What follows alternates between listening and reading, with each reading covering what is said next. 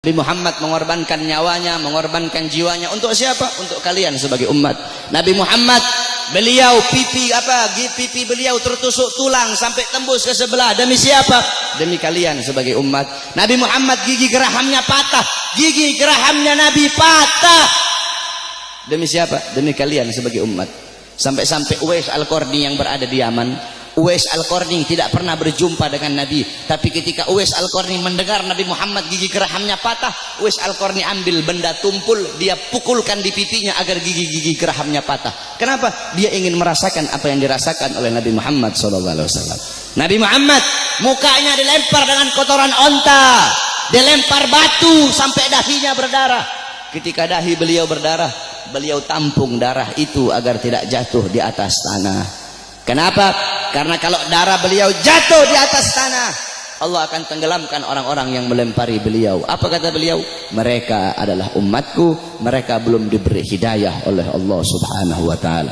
Nabi Muhammad berjuang untuk siapa? Untuk kalian semua sebagai umat. Agar apa? Agar apa? Agar iman sampai. Agar apa? Agar Islam sampai. Agar apa? Agar masjid sampai. Agar apa? Agar ulama sampai. Agar apa? Agar kiai sampai kepada kalian, agar ilmu agama sampai, agar tauhid sampai, agar syariat sampai, agar seluruh ilmu-ilmu itu sampai kepada kalian. Tetapi setelah itu semua sampai, malah kalian sia-siakan. Setelah sholat sampai, malah kalian belakangi. Setelah takwa sampai, malah kalian campakkan. Setelah syariat sampai, malah kalian campakkan. Kalian mengambil budaya barat, kalian mengambil orang-orang barat sebagai teladan kalian, sebagai pedoman kalian, sebagai pedoman anak-anak kalian. Kalian tinggalkan Nabi Muhammad SAW. Mulutmu mengaku umat Nabi, saya umat Nabi, saya umat Islam, tapi kau tidak sholat. Saya umat Nabi, tapi masjidmu sepi. Saya umat Nabi, tapi kedua matamu memandang hal-hal yang haram. Saya umat Nabi, tapi kamu kencingnya berdiri. Saudara-saudara, Masjid Istiqlal loh. Tahu Masjid Istiqlal? Itu bodoh DKM-nya itu. Kenapa bodoh? Karena mereka bikin tempat kencing berdiri, saudara-saudara. Masjid itu bikin tempat kencing bodoh. Masjid bikin tempat kencing berdiri, udah kayak bandara aja ente.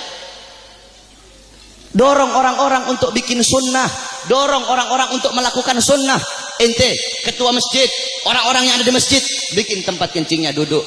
Adapun orang yang masuk ke dalam itu kencingnya berdiri atau duduk, urusan mereka. Yang penting kamu telah dorong mereka untuk mengikuti sunnah. Sufyan Ats-Tsauri, tahu Sufyan Ats-Tsauri? Ats-Tsaur itu banteng. Kenapa Sufyan Ats-Tsauri dipanggil banteng? Karena dia masuk ke masjid itu mendahulukan kaki kiri, sehingga terdengar suara ya Tsaur godimul yumna. Hei banteng, dahulukan kaki kananmu. Ditegur saudara-saudara. Engkau mengaku apa? Engkau mengaku umat Nabi, tapi kedua tanganmu tidak pernah memberi makan golongan-golongan yang dicintai oleh Nabi. Siapa golongan yang dicintai oleh Nabi? Anak yatim, fakir miskin, para janda-janda. Kau ngaku cinta Nabi, tapi kau tidak pedulikan mereka. Kau biarkan mereka dalam keadaan lapar, kau biarkan mereka dalam keadaan teraniaya, sedangkan mereka golongan yang sangat dicintai oleh Nabi Muhammad SAW. Engkau mengaku umat Nabi, tapi kau biarkan besok anak-anakmu merayakan Valentine. Engkau ngaku umat Nabi, tapi kalian para orang tua biarkan anak-anak gadis kalian membuka aurat. Saudara-saudara, makanya jangan heran bapak-bapak yang ada di sini, pasti rata-rata kebanyakan anak-anak kalian kalau cium tangan kepada kalian bukan di hidung, cium tangan kalian di pipi, cium tangan kalian di dahi, itu masih mending kena. Ada yang sampai nggak kena udah dilepas. Padahal harusnya seorang anak itu cium tangan di bawah hidung, bukan di atas hidung. Cium tangan di bawah hidung, kemudian dihirup udara tangan itu, tangan orang tua. Begitu cara anak-anak cium tangan. Tapi kenapa anak-anakmu cium tangan di pipi, anak-anakmu cium tangan di dahi? Karena kalian sebagai orang tua tidak pernah mendidik anak-anak kalian dengan didikannya Nabi Muhammad SAW. Jangan heran anak-anakmu melotot di hadapan kalian, anak-anak kalian membantah perintah kalian. Ada zaman sekarang anak bunuh bapak, anak bunuh ibu, anak masukkan ibunya dalam penjara. Jangan kau salahkan kenapa kalian sebagai orang tua tidak pernah mendidik anak-anak kalian dengan didikan agama. Laisal mar'u yuladu aliman. Tidak ada seseorang dilahirkan dalam keadaan alim, tidak ada, saudara-saudara. Kewajiban kalian sebagai orang tua untuk mendidik anak-anak kalian dengan didikan agama. Bapak-bapak zaman sekarang sibuk cari uang, sibuk cari harta, pagi siang sore malam keluyuran cari uang. Untuk apa? Untuk ngasih makan jasmani anak-anaknya. Untuk apa? Untuk memberi makan jasmani anak-anaknya. Tetapi lupa kalian beri makan jiwa, hati, dah apa? Jiwa anak-anak kalian, hati anak-anak kalian, ruh anak-anak kalian, lupa kalian kasih makan. Apa makanan hati bagi anak-anak kalian? Makanan hati bagi anak-anak kalian adalah ilmu hati. 3 hari tidak kena ilmu hati itu mati. Maka tanyakan kepada diri kalian sebagai orang tua, telah berapa lama kalian menjadi sebab hati anak-anak kalian mati? Kenapa anakmu tidak kau masukkan pondok? Kenapa anakmu tidak kau masukkan pesantren? Kenapa anakmu tidak kau ajarkan Quran? Kenapa kau lebih pentingkan SD-nya, SMP-nya, SMA-nya? Bukan berarti tidak boleh sekolah SD, tidak boleh sekolah SMP, tidak boleh sekolah SMA. Tidak apa-apa sekolahkan anakmu SD, SMP, SMA. Tetapi agamanya jangan kau belakangi, Al-Qur'annya jangan kau belakangi. Kenapa anakmu tidak mondok? Aduh, saya lebih milih sekolah. Kalau nanti anak saya mondok, bagaimana masa depannya nanti? Orang tua goblok itu kalau ada yang seperti itu, saudara-saudara.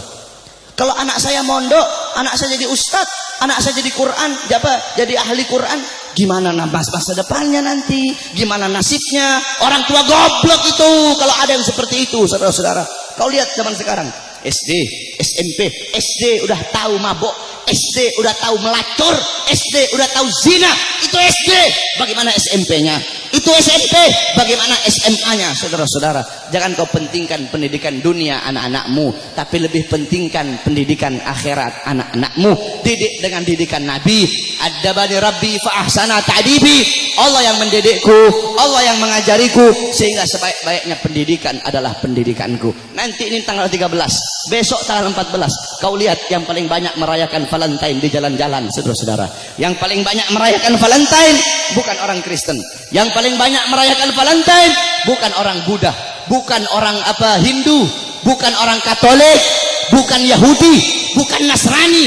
Yang paling banyak merayakan Valentine di Indonesia adalah anak-anak kita, saudara-saudara, anak-anak Islam, putra-putri Islam, putra-putrimu yang paling banyak merayakan Valentine.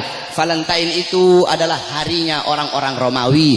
Valentine itu adalah mengenang kematian si Santa Valentino atau siapa itu namanya orang-orang Romawi itu. Man tasyabbaha biqaumin fahuwa minhum. Kata Rasulullah, barang siapa yang mengikuti suatu kaum, maka dia sama dengan kaum tersebut. Engkau mengikuti orang Romawi, engkau mengikuti orang Barat, engkau mengikuti orang kafir, mengikuti budaya mereka, mengikuti adat istiadat mereka, mengikuti hari-hari besar mereka, engkau sama seperti mereka. Mereka dilaknat, engkau pun akan dilaknat oleh Allah Subhanahu wa taala. Memang betul kata Nabi Muhammad. Nabi Muhammad sallallahu alaihi wasallam, beliau pernah bersabda, la taqumus saah. Kata beliau, tidak akan terjadi hari kiamat, kata beliau, hatta sehingga kata beliau, ta'khuda umatku itu mengambil jejak, umatku itu mengikuti jejaknya siapa? Jejaknya orang-orang sebelum mereka.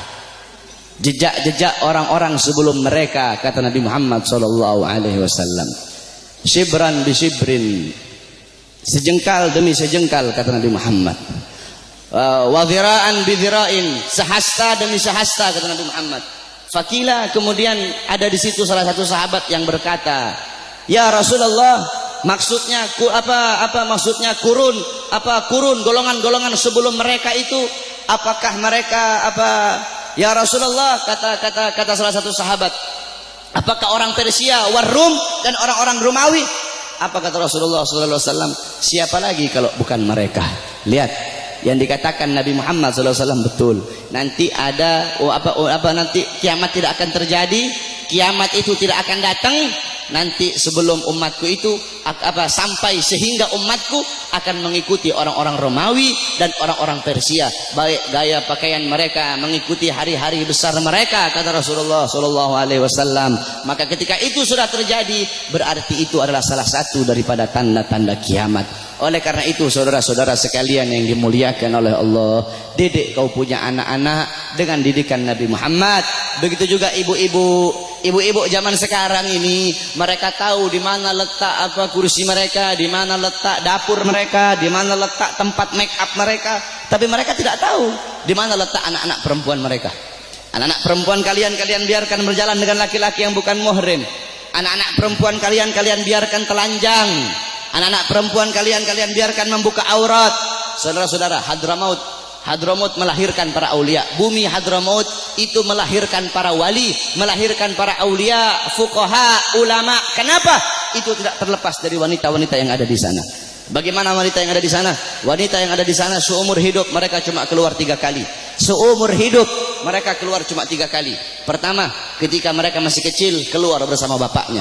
Kedua, ketika mereka sudah menikah, keluar, diambil oleh suaminya, keluar dari rumahnya. Ketiga, ketika mereka mati, keluar, diantar ke kuburnya. Itu seumur hidup 3 kali mereka keluar rumah. Makanya jangan heran kenapa wanita-wanita di sana melahirkan wali-wali, melahirkan orang-orang soleh, melahirkan wali songo yang datang bawa Islam ke Indonesia, berasal dari sana. Kenapa? Itu tidak terlepas dari kesolehan, ketaatan, kezuhudan wanita-wanita yang ada di sana. Oleh karena itu para wanita-wanita, para istri-istri, ibu-ibu, jadikan Sayyidatuna Fatimah, Sayyidatuna Khadijah, Sayyidatuna Aisyah, Ummu Salamah, Ummu Aiman, Ummu Sulaim, Siti Khansa, Siti Mutiyah, wanita-wanita di zaman Nabi, wanita-wanita mulia. Jadikan beliau-beliau sebagai uswahmu, sebagai teladanmu, sebagai pedomanmu, agar kau bisa mendidik anak-anakmu dengan didikan Nabi Muhammad. Insya Allah dengan duduknya kita di sini, Allah kasih kita keberkahan, Allah kasih kita Allah kasih kita maghfirah, Allah kasih kita rahmat. Kita bermalam-malaman di sini untuk Nabi Muhammad. Insya Allah kedua mata kita Allah halalkan kelak di yaumil qiyamah untuk memandang wajah indah baginda Sayyidina Muhammad sallallahu alaihi wasallam. Amin amin ya rabbal alamin. Ingat saudara-saudara, tidak ada kata capek untuk Nabi, tidak ada kata mahal untuk Nabi Muhammad. Oh saya bikin maulid ini, aduh bagaimana ini, pusing saya nyari dana. Tidak ada kata mahal untuk Nabi Muhammad. Untuk Nabi triliunan itu tidak ada harganya. Kau bikin maulid, kalian nih takmir masjid bikin maulid, jangankan habis 1 triliun, kalian habis 100 triliun, itu murah untuk Nabi Muhammad SAW. Tidak ada kata mahal untuk Nabi Muhammad. Saudara-saudara, Nabi Muhammad, Sayyidatuna Khadijah, semua hartanya habis. Sayyidina Utsman, Sayyidina Umar, Sayyidina Abu Bakar, sampai sebelum Sayyidatuna Khadijah meninggal, apa kata beliau? Wahai suamiku, hartaku semua sudah habis. Nanti kalau aku mati nih, kamu butuh uang, kau gali kuburku, ambil tulang-tulangku, kau jual untuk Islam. Sampai segitunya, tidak ada kata mahal. Nah ini kita kadang untuk Nabi kita capek, untuk Nabi ayo udah kemalaman nih, tidak ada kata kemalaman untuk Nabi. Aduh mau ngaji, aduh hujan nih, tidak ada kata hujan untuk Nabi Muhammad. Aduh mau pergi maulid jauh, tidak ada kata jauh untuk Nabi Muhammad. Nanti yang jadi banci ente. Untuk Nabi capek, untuk Nabi jauh, tidak ada kata jauh untuk Nabi Muhammad. Pakai gaya-gaya, pakai baju my trip, my adventure, tetapi hadir-hadir di maulid tidak mau, sholat ke masjid tidak mau. Banci itu, bukan laki-laki itu saudara-saudara. Oleh karena itu sekali lagi, para anak-anak muda, jadilah kalian anak-anak muda yang baik, jadi kalian anak-anak muda yang bagus. Jangan kau ikut orang-orang Yahudi, jangan kau ikut orang-orang Nasrani. Mereka tidak bakal bikin kau baik, mereka tidak bakal bikin kau bagus, mereka bakal bikin kau buruk, mereka bakal bikin kau terjerumus ke dalam kezaliman, terjerumus ke dalam maksiat, mungkarat, dolalat, sayyiat. Karena apa saudara-saudara? Nasib desamu nih, nasib kampungmu semua ini ke depan, nasib masjid ke depan, desamu ke depan, itu tergantung anak-anak muda. Kalau anak-anak mudamu baik, ke depan kampungmu jadi kampung yang baik. Tapi kalau anak-anak mudamu rusak, anak-anak mudamu bangsat, ke depan kampungmu akan jadi kampung yang bangsat. Kalau negara sekarang ini anak-anak mudanya baik, kenal Nabi, ke depan negara ini akan jadi negara yang baik. Tapi kalau anak-anak mudanya narkoba, anak-anak mudanya judi, anak-anak mudanya melacur, anak-anak mudanya mabuk, ke depan ini negara akan jadi negara bangsat, saudara-saudara. Tetapi kita berdoa kepada Allah, semoga Allah jadikan ini negara-negara aman, ini negara jadi negara yang baik, jadi negara yang makmur.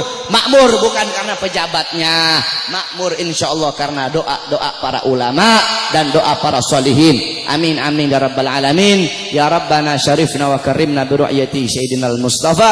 Ya Rabbana syarifna wa karimna bi ru'yati sayyidina al-Mustafa. Kita doakan para ulama kita, para guru-guru, para ulama, para ustadz, para murabbi kita, semoga Allah panjangkan umur beliau-beliau, karena beliau-beliau pewaris Nabi, penyambung lidah Nabi, penerus perjuangan Nabi.